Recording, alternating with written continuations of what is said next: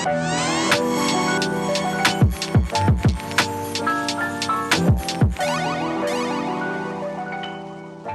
world. This is the Part in the Politics podcast. This is season 1, episode 1. I'm your co-host, Jeezy.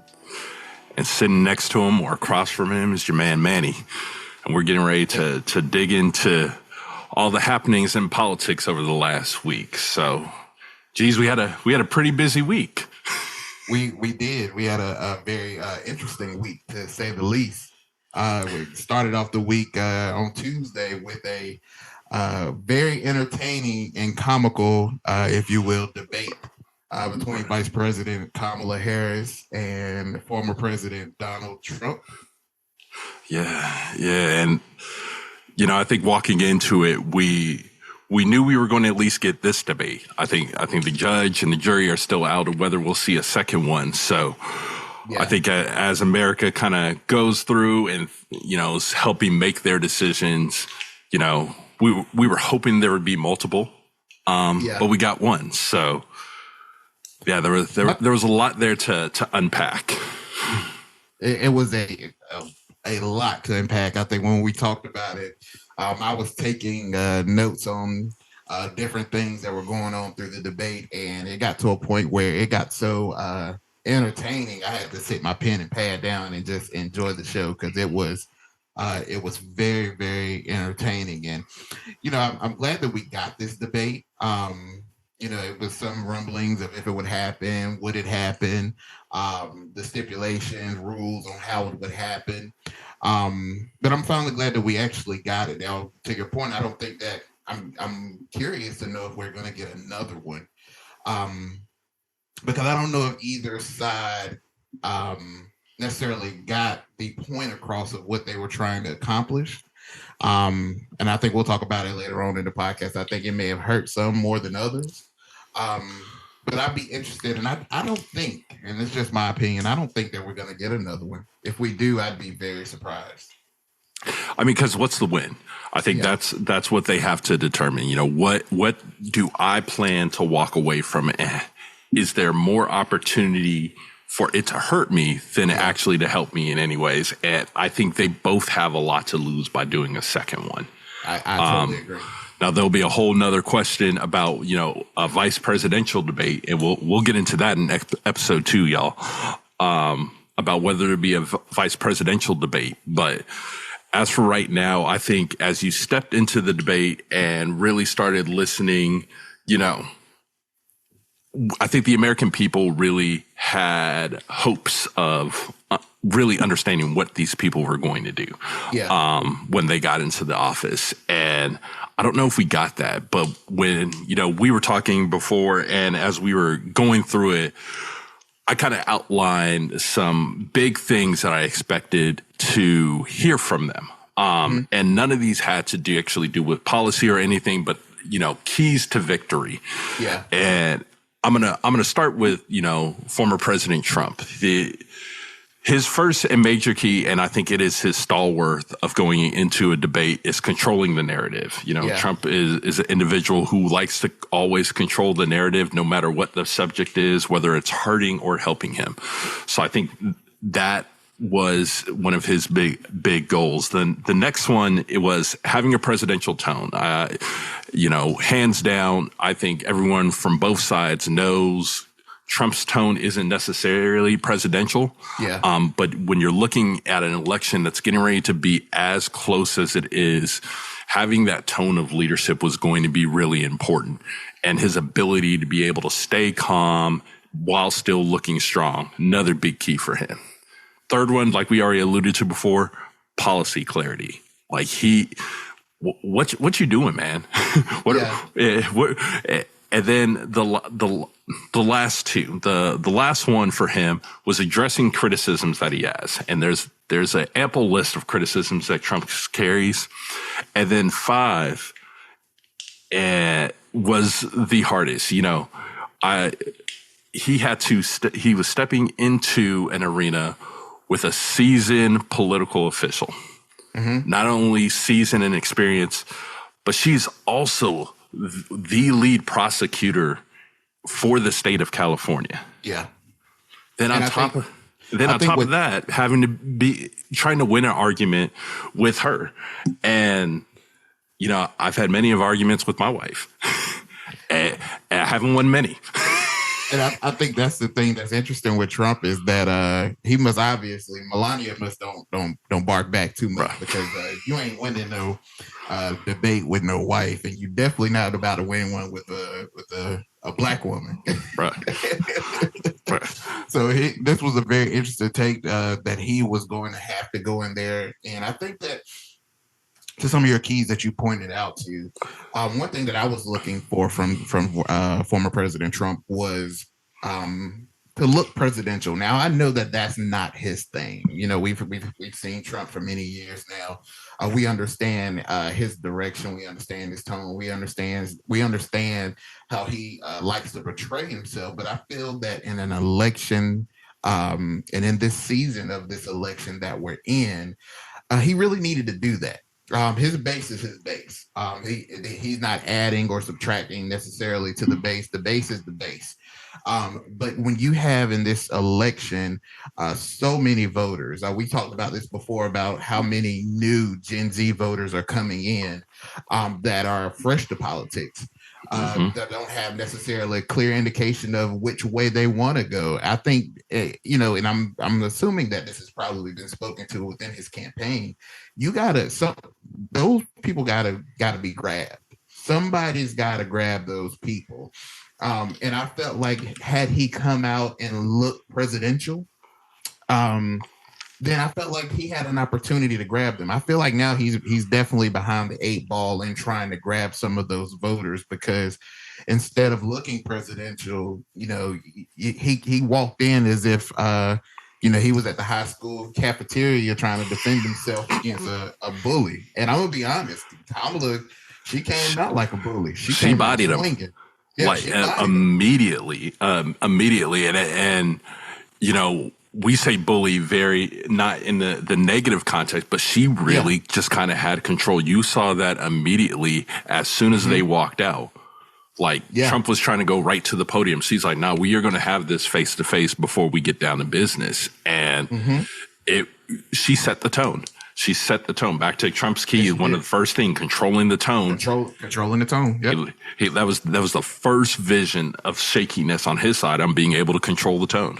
And I think that when I saw that, to your point, Manny, when I saw that, that was another way that he could have taken control of the situation, of the narrative. He Trump knows how people view him, what they say about him. And I think had he came out and stood firm in the middle of that stage and shook her hand, with that weird, awkward, forceful handshake that he loves to do. I don't get the jerking and it's weird. The jerk, the pull you in, slap the back of your hand. Yeah, it's weird. But had he done that, that would have definitely, I think, changed the tone a little bit of how the night went. But instead, he kind of just, in my mind, in my opinion, he kind of cowardly just went behind his podium and made it look like, hey, I don't want nothing to do with it. And I love the strength in what she did, and really low key let them know, like, hey, my name is Kamala Harris. It's not Kamala. It's not all these weird pronunciations that you keep doing. It's a very simple Kamala Harris. And I love that. And I didn't hear it until in some replays back. But even down for her to say, let's have a good debate tonight. That was presidential. That was leadership to me. That I think she and her camp knows is their biggest weapon. Always being able to look like we are going to handle this professionally. We're going to be adults about this. We're going to disagree, but I'm not going to lose it and be baited down into the mud with you. And I think that is one of the things that she had to do. When I look at her keys, first that I had on for her was defining her leadership credentials, largely for this, and I think it's the quote unquote trap that most vice presidential candidates who have been vice presidents who are now running for presidents have to run into. They're like, who are you as a leader outside of the person who selected you to be their number two? So she had to define those leadership credentials. The second one, and I know we're getting ready to hit on this, being able to counter all of Trump's attacks and being able to handle that and being able to do that in such a way that she came out with strength. The third one I have for her, she had to get that larger appeal. I think if you look back at a lot of these third-party organizations and how they've ranked her as a more liberal senator. So, and I think that's also the process, as you get through primary season. We didn't have that this go round, but as you go from like the primary season to the general election season, every candidate moderates themselves. So how was she going to appeal to that broader audience? The fourth one I had for her, she had to challenge Trump. Challenge the record. I think this is one of those really strange dynamics that we have, particularly in this election, is that we do have, quote unquote, two known quantities who have been in leadership at this level. Like, how often do you have the Republican candidate who's been in the office? So, they know what's going on and they have a record to speak to. And then you have a sitting vice president who currently has a record that they can be tied to. And so I think it's the first time to really have this strong it's not the first time, it's happened before, but it's the first time in recent history where we've had that real dynamic there. And then the fifth one was her bread and butter, being able to showcase empathy to the different voters and the struggles that they're dealing with. And those were the big things that I had for her, that she needed to be for her to claim victory in this debate. She had to do well. And I think out of those 5 keys, I think she really hit. She really hit quite a few of them successfully.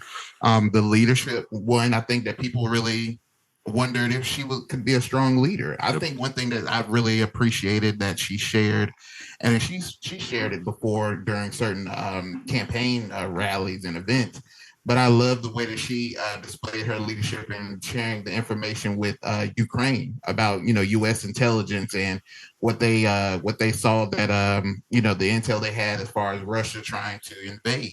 I love hearing how she exemplify that leadership with world leaders, telling them, informing them, bringing them together to in that particular situation, share that information. I love that she's had experience in traveling to these different places and showing some type of leadership. And I think those aren't things that most common Americans hear or really internalize as a strong leader.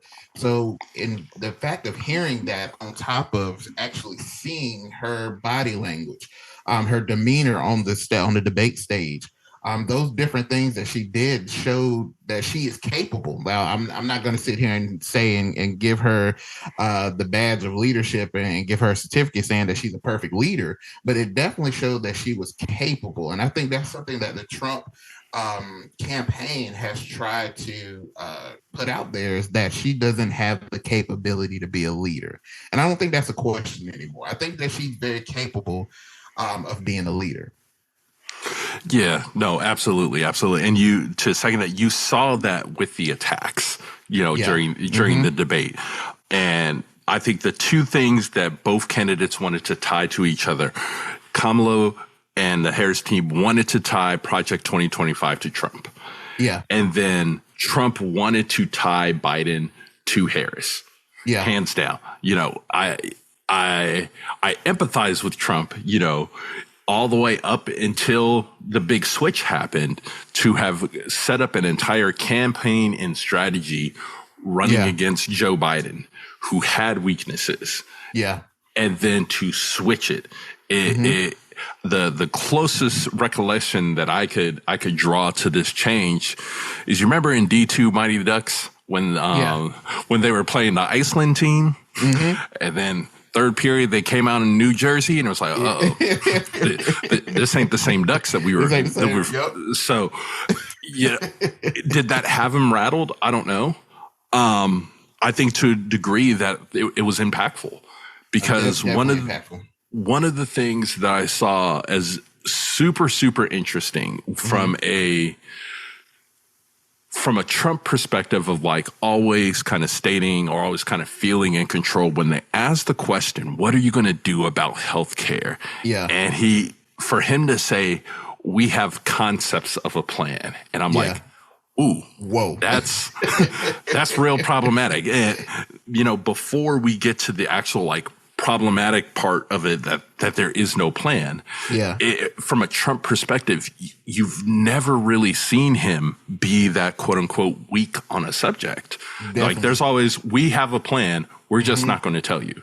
Yeah. It's always been that confidence. We have it. We're not telling you yet. Yeah. This is the first time that I remember in recent history that he's like, yeah, we kind of don't have it all together. Yeah, we don't have it. Yeah.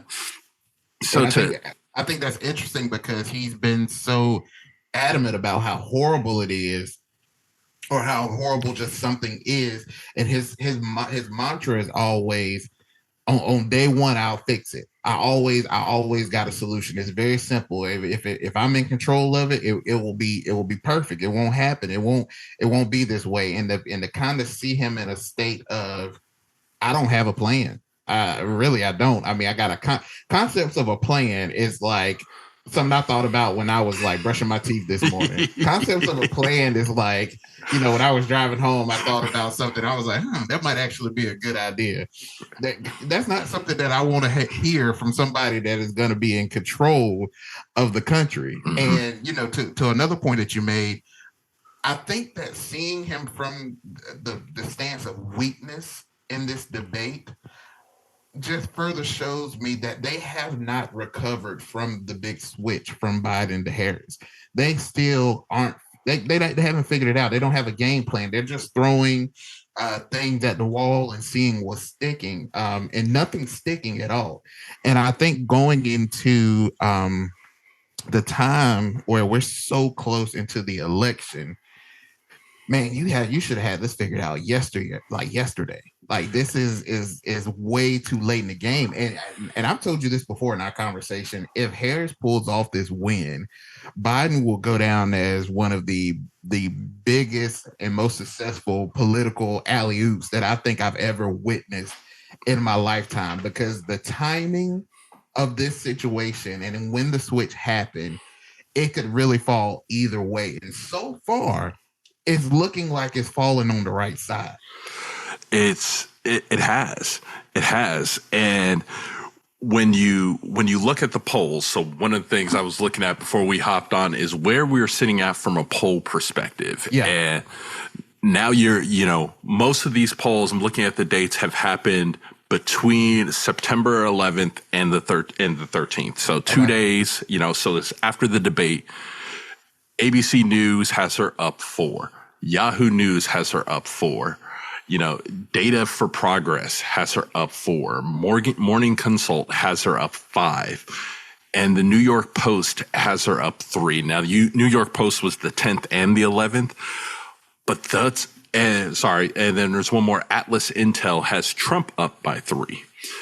Those are really significant because in a lot of these polls, there's usually a sampling error somewhere between 3 to 4%. Yeah. So to pretty much have her even if the margin of error swung the other way, that's problematic. Now, that is.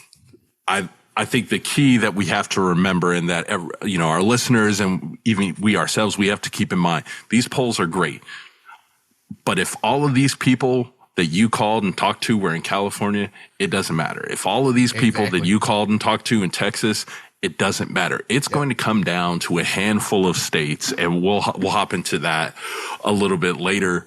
A handful of states. And I mean, if we're being frank, it's going to come down to a handful of counties and a handful of states for how this is going to go.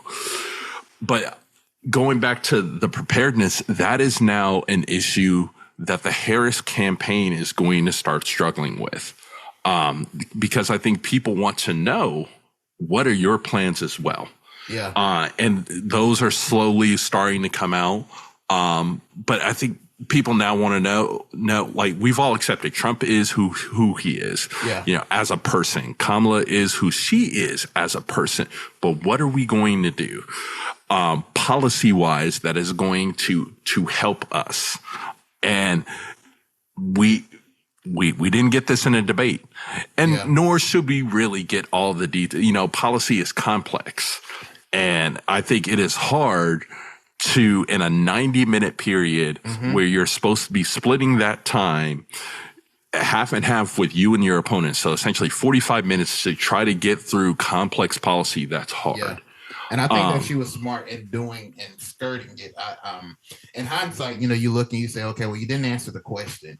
But I think to your point, when you have 45 minutes to appeal to the people, and there's a potential that you will not get this opportunity to be side by side or split screen with your opponent, I think it was smart to try not to dive too much into policy. But from a preparation perspective, with this short amount of time, that information needs to be rolling out fast.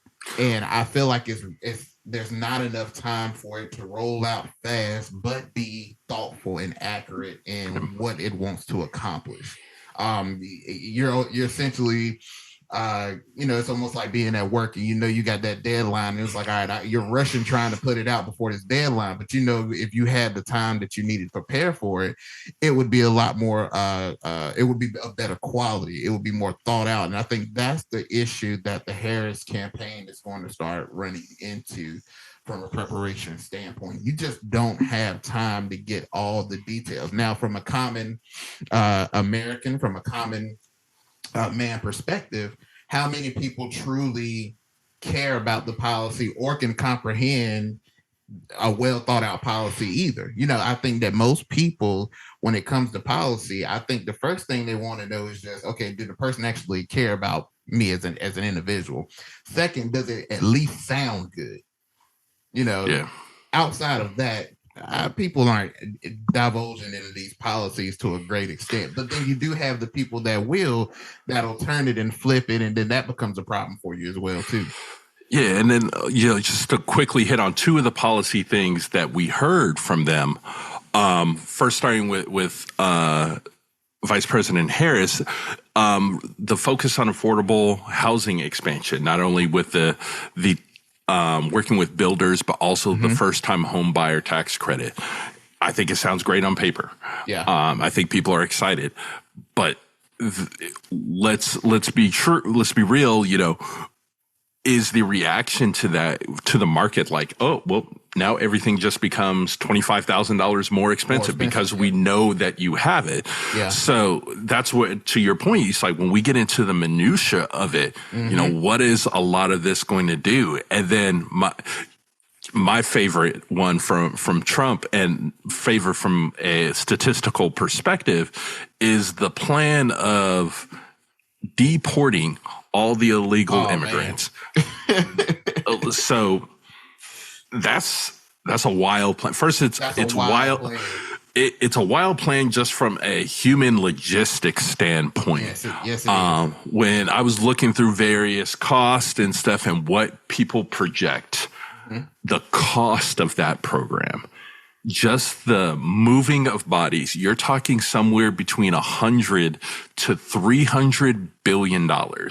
That's crazy. To deport them. Yeah. So we start there. Then on top of that, we're not talking necessarily about the economic impact, because whether you love it or hate it, facts are facts. A good portion of the American economy runs off the backs of undocumented immigrants. Yes, it does. And that projection on GDP is somewhere to be 0.5% to 1% due to the labor shortages in major sectors. We're talking about agriculture and production. So it's like, cool, like that sounds real good, but like this is going to cost a lot of money. And what I don't know the exact amount today, so we can say 35 trillion. Can we actually afford to do this? No. And I think if you remember down in, it makes me think about when Trump said it. First of all, it sounded wild when he said it. And, when he said it, they were like, are you going to go door to door? And he kind of was like, yeah, like we got to. And it's like, dude, that sounds insane. And I don't know if you remember down in Florida a couple of years ago, but do you remember where there was some talk about some policy going on with DeSantis where they were going to do something similar about it? And then next thing you know, all these building projects were like abandoned. Halted. It's wild. It's wild. You can't do that. Like, as you said, a lot of the things that we are afforded, that the labor that certainly some of us wouldn't do, is being done by some of these people that are here, illegally. And all of them aren't bad people. Now, I agree. We have to get control over it. But certainly going and knocking and this mass deportation, I think it's even been said before at one of his rallies that, how brutal this process is going to be. And it's like, Horrid. man, this is going to be insane. This is going to be dangerous. And I think the word that might have been thrown out was bloody. And Yeah, absolutely. you don't want Absolutely. that, man. I mean, lest we forget the issue with Elian Gonzalez years and years and years ago. Yeah. Like, how many of these families are you getting ready to break up because this child has been born here in the United States, so legally an American? Cool. Yeah. I'm going to deport both of your parents.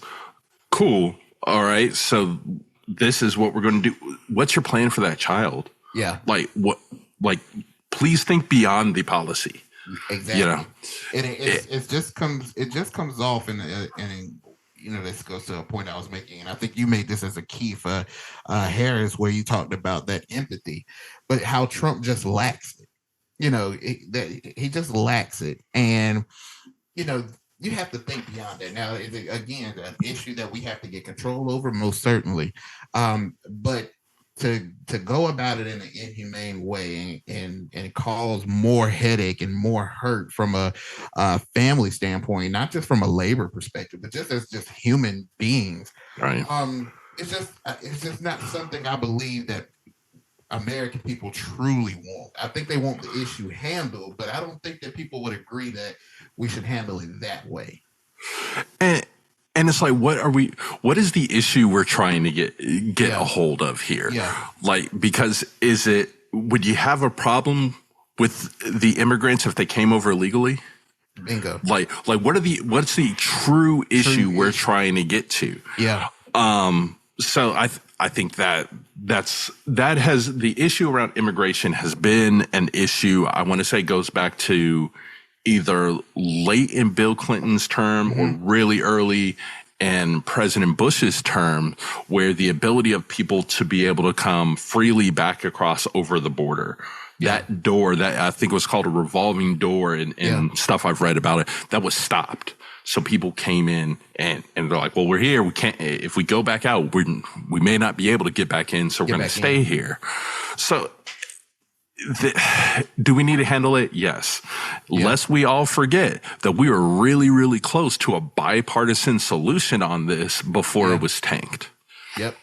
And that's something that, I would have liked to hear Trump talk about. When they brought it up in the debate, and they were like, "Hey, look, we had something," and I've always been of the mindset, if we can't solve the problem completely, if we can at least take steps to improve the situation, that would be of the better mindset than to say, "Oh, we can't fix it 100%. Well, we ain't doing nothing at all." And I would have loved for him to address that, because why did you kill this? Now we can say and have the opinion that he wanted it to be something that he could run on, and I am of the complete mindset that was the case.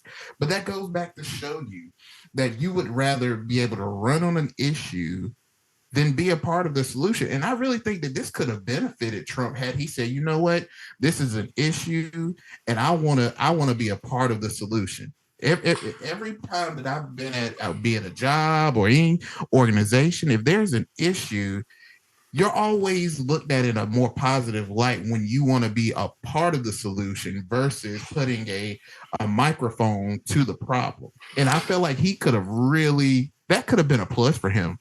In all honesty, it really could have, it could have been an opportunity for him to showcase some level of bipartisanship of him saying, "Hey, I was reading through what was coming through, so I called, the representatives that I had close relationships with, and I said yes."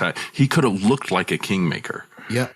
And instead he this is where we're at. And that's one thing that I miss out of our politics now is that there is no bipartisan. I think this bill that the security the border bill being bipartisan is the first time that we've really heard or seen something bipartisan in quite some time. And I miss that about American politics, that we can be on two different sides of the aisle, but when it comes to certain things, and mainly when it comes to the American people, if we have an opportunity to work together, let's work together. But I think that that would go against the whole fiber and foundation of what MAGA is. MAGA is not, there is no bipartisan in MAGA. It's either you ride with us or you're out the door. We're done with you, you know. And I feel like that unfortunately that's why this movement, well, not unfortunately, fortunately, excuse me, this movement I think will die out. It'll come back again. History repeats itself, but I think it'll eventually die out because there is no lifeline to this type of governing, this type of establishment within American politics and American government. Absolutely, absolutely. And so we would be remiss if we got out of here and we didn't talk about this subject. But Jeezy, I don't know if you know, but they out here, they killing the cats and they killing the dogs, man. They killing the cats and killing the dogs. Man, listen, and man, this is what Trump got to stop doing, man. Trump is the type of person. He reminds me of that person that wakes up in the middle of the night with a parched mouth and grabs a glass of water off the nightstand and happened to grab his phone. And, you know, the phone's bright, so he's only got one eye open, and he saw something that came across as a notification and halfway read it. And the next day he woke up and was like, oh, yeah, I read last night that so and so has happened. It's like there's no type of diving into these things. He just says whatever comes across, and it's like, dude, you can't be that gullible and be leading the country. Like, this is crazy. And I think I read yesterday that the lady who made the post on Facebook, I believe her name was Erica Lee, she came out and was like, I didn't have any knowledge of this actually happening. I just made the post thinking that, you know, it wasn't going to go off and take off like this. And now it's like, you know, the think that, you know, you say something on Facebook and it gets used in a presidential debate is just wow. Insane, man. It's like, but this again is like, we live in an age now, Manny, where misinformation is like gold, man.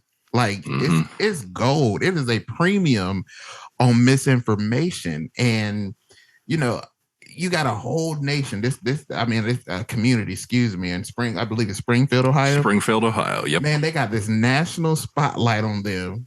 You know, can you imagine sitting on your couch? You're a Haitian and you sitting in Springfield, Ohio. You like, hold on, what? Now you go to work the next day, everybody looking at you weird. You heating your food up in the break room, and everybody like, what you got there? That cat dog. Heard y'all Haitians is heating up pets out here. the reaction to it, and it is the underbelly of America that we see with every situation like this. So like they're having to cancel schools and close government offices because of bomb threat. Really? Like, okay, crazy. So let's take off our Super PETA support hats. Yeah. And I'm just like, hold on, you are willing to blow up buildings or make a call saying that you're willing to blow up buildings because somebody is eating an animal? Like, really? Like, so that at a minimum is wild, but you are disrupting people's lives, man. And for it to be so overwhelmingly now, what I understand is that there have been 911 calls. I have not listened to any of them, nor have I gone searching. Maybe, you know, I'll try to do some searching after this to hear the 911 calls about geese and dogs and stuff. But for the governor, for the city council representatives, for the police chiefs to all and to, like you said, the person who made the Genesis post to say, nah, this ain't what it is, and for everyone to keep going. JD Vance was talking earlier this morning, and he's like, I'm hearing it from my constituents. Cool. But like, are you fact checking it? Bingo. Like, and how are you hearing this? So it's like, oh yes, I'm just a random person. I'm, giving a press briefing, or like, are you overhearing people talk about it at a table, missing the context of the conversation? It's rough. It's rough. It's very rough. And I've even heard, I believe, in an interview that he did within the past couple of days, that he was saying that, hey, if we have to create stories to get a spotlight on the immigrant issue, then so be it. And it's like, that's the wrong way to go about it. That's the problem. You can address an issue, but don't make up a story just to shine light on the issue. That's not how we handle things. And that's certainly not the way to go about it to get attention on an issue. Because then, like you said, you create this story and you disrupt people's lives. Yeah, absolutely. Absolutely. And it's going to be interesting. Yeah. It's going to be very interesting about seeing how this plays out. Definitely. So, we're right now, by the time everyone here is going to be listening to this, we're going to be 50 days out. And let's all take a moment to thank our Lord and Savior that in 50 days, this will be over and we can move on to the next crisis. But so my question for you, Jeez, is what do you expect to see from them over the next 50 days? Over the next 50 days, I would expect to see from Kamala more trying to cement herself as a leader, to be able to get in front of the American people and really lay out what she wants to do and separate herself as best as possible from Biden. I think that she should definitely do some more interviews. I think she should definitely, not, hide. I'm going to use the phrase hide, but hide behind the rallies. They're going to be booming. They're going to be lit. It's going to be a great time, but we need you to get out in front of the American people. I would love to see her do some town halls if possible. Just something to get in front of the American people and really cement herself and what she wants to do and who she is. And from Trump, I think the thing for me is between what I think he should do and what he's gonna do. what I think he should do is he should stick to the policies, stick to the plan, and not sow as much chaos and division. But let's be honest, with the poll numbers that you just said earlier, we can understand Trump is tight. He's super tight. He's super tight right now, and I'm sure he's got people in his ear telling him to go one way. And Trump is a very he's got a bit of an ego, and he's tough. So when he feels like that he is the smartest person in the room. So I would expect to see that he's probably going to sow more division, be more chaotic. I think the tweets and the Truth Social are going to be booming. And I think we're just going to see him. Honestly, I think he's going to be even more unhinged, and I think we're going to witness him unravel even more as time gets close. Yeah, absolutely. I think when I look at the situation, what I expect, I think you hit all of those keys. And for our listeners that are not in any of the following states, if you are not in Nevada, Arizona, Wisconsin, Michigan, Pennsylvania, North Carolina, or Georgia, you're not going to see a presidential candidate. It's highly unlikely.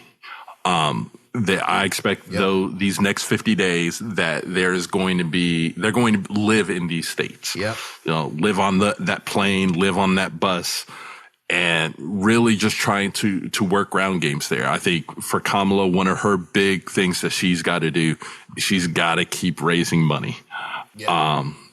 Because they got to keep doing the calls. If the focus, I think this is going to be the focus on which campaign is at some point it's going to completely stop about really trying to convert voters.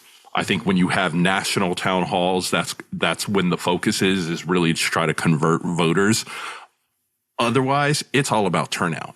How do you get your people off the couch into the polls and really trying to drive that turnout? And with us being 50 days away, a key thing that I think everyone needs to pay attention to is votes. Places are going to start voting.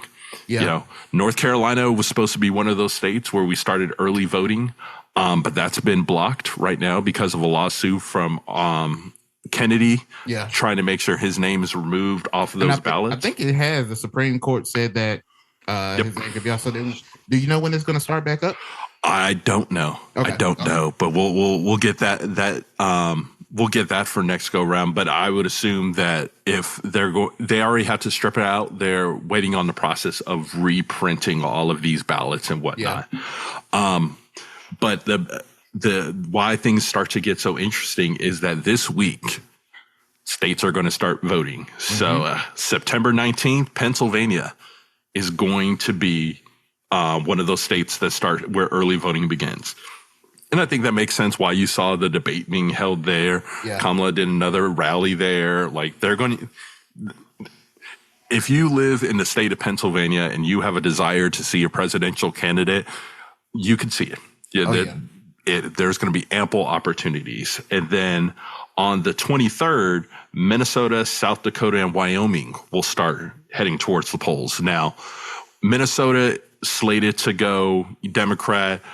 South Dakota and Wyoming are slated to go Republican. Yeah. So no real big shockers there for those two. But as these states start hitting the polls, it's going to get real interesting. I definitely agree, and I think that you're going to see a lot of money spent. To your point, Kamala needs that money to keep coming in. There's no way that you're going to be able to do what you need to do in these states without money. Not at all. Money's not going to help you win. It's not going to guarantee you an election, but it sure will help. They sure will help you. Absolutely. So I definitely think they're going to be camping out in these places, and I would love to see how North Carolina is going to turn out. I would love to see how Georgia turns out and come into play. I think that'll be pivotal, especially when you look at how certain local government races are playing out. Yeah. I'd be interested to see how they look, and I think the pollsters and the map experts have been throwing around a different bunch of scenarios. So I'd be glad to see how these things play out, and what's going to be that Hail Mary shot that's going to get that person over the finish line. Yeah, absolutely. And for all you all listening, don't be too sad. We're gonna throw on our map expert hats here in a little bit and start breaking down how we see this map could go. But definitely. With that being said, I want to thank everyone for hopping on and listening to this first episode. We appreciate it, and we hope to bring y'all more education and comedy along the way. We can't frown through it all. And if it's going to be bad, we can laugh our way through it. Yeah, we'll laugh while it's going down. So thank you all so much, and we'll catch you guys next time. All right. Peace.